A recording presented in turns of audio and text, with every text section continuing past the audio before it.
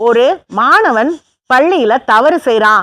அந்த மாணவன் மேல ஒழுங்கு நடவடிக்கை எடுக்கிறதுக்கு அந்த பள்ளிக்கு நீங்க சுதந்திரம் கொடுக்குறீங்களா?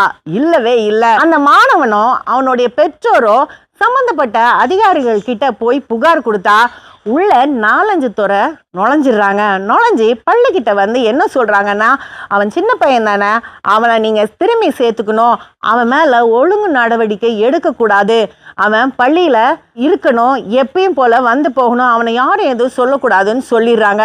இப்படிப்பட்ட பிரச்சனைகளுக்கு பயந்து பள்ளிகள் சில விதிகளை மாற்றிக்கொள்றாங்க.